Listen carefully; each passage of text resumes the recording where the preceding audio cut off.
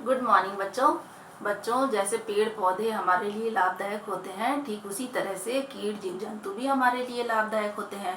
उन्हीं कीटों में आज हम चर्चा करेंगे रेशम कीट के बारे में। रेशम कीट से हमें रेशम प्राप्त होता है। रेशम कीट के कोकून से हमें रेशम मिलता है। और जो प्राचीन काल में राशि वस्त्र थे वो भी रेशम के बनाए जाते थे। रेशम का आविष्कार चीन में हुआ था। भारत विश्व का लगभग 13% रेशम का उत्पादन करता है। आइए आज हम जानते हैं रेशम कीट के जीवन चक्र के बारे में। उससे पहले हम लोग जानेंगे रेशम कीट के जीवन चक्र के विभिन्न चरण कौन कौन से हैं। तो आप लोग देख रहे हैं, क्रम से देखिए इसको।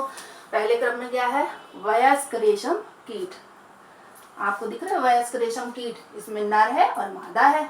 तो मादा जो होती है नर से आकार में बड़ी होती है और नर और मादा के मिलन से ही मादा फिर अंडे देती है। उससे अंडे से ये देख रहे हैं आप, पत्तियों पर अंडे देती है और अंडे से लार्वा निकलता है। लार्वा जो है अपने चारों ओर एक कवच बनाता है और वो कोकून कहलाता है और उसी के अंदर उसका विकास होता है और विकास होने के बाद वह फिर वयस्क रेशम कीट में बदल जाता है। तो आइए हम लोग अब चर्चा करेंगे रेशम कीट के जीवन चक्र के बारे में। तो आप लोग यहाँ देख रहे हैं रेशम कीट आपको दिखाई दे रहा है ना, यहाँ पर ये रेशम कीट है, ये दिख रहा है। रेशम कीट जो होता है शहतूत, अरंडी, ओक इत्यादि पेड़ों पर पाले जाते हैं। मादा रेशम कीट सैकड़ों की संख्या में अंडे देती है।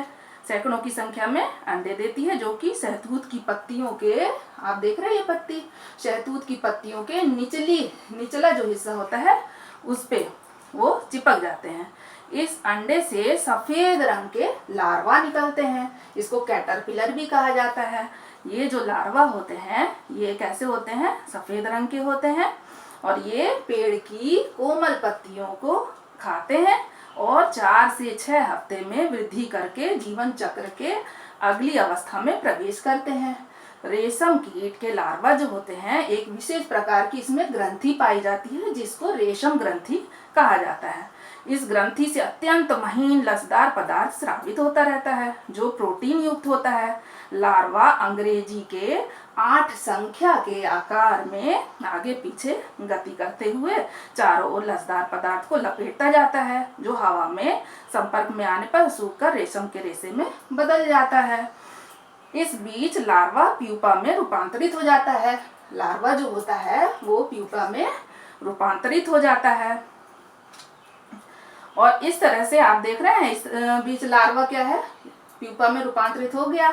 उसको लपेटते हुए, लसदार पदार्थ को लपेटते हुए प्यूपा में रूपांतरित हो गया और फिर इससे क्या होता है कि एक सफेद गोलाकार संरचना में ये बदल जाता है। जैसे आप देख रहे हैं ये गोलाकार संरचना दिख रही है आपको सफेद रंग की, ये गोलाकार संरचना में बदल जाता है। इस प्यूपा युक्त गोलाकार रचना को कोकून कहते हैं। कोकून के भीतर ही प्यूपा विकसित होकर, कोकून है ये, इसके अंदर ही प्यूपा देख रहे हैं आप विकसित हो रहा है, ये विकसित होकर वयस्क कीट में बदल जाता है और फिर ये इस कोकून को काटते हुए बाहर निकल जाता है। इसी तरह से फिर क्या होता है, नया जीवन चक्र फिर आरंभ हो जाता है। तो बच्चों आप लोगों ने समझा रेशम कीट का जीवन चक्र। आप भी चार्ट पेपर पे ड्राइंग करके इस तरह से उसको कटिंग कर सकते हैं, उसको गत्ते पे चिपका सकते हैं। फिर उनको रेशम कीट के जीवन चक्र के अनुसार व्यवस्थित क्रम में उनको रख के देखिए और फिर इनकी विशेषताओं को अपनी कॉपी में नोट कीजिए। Thank you.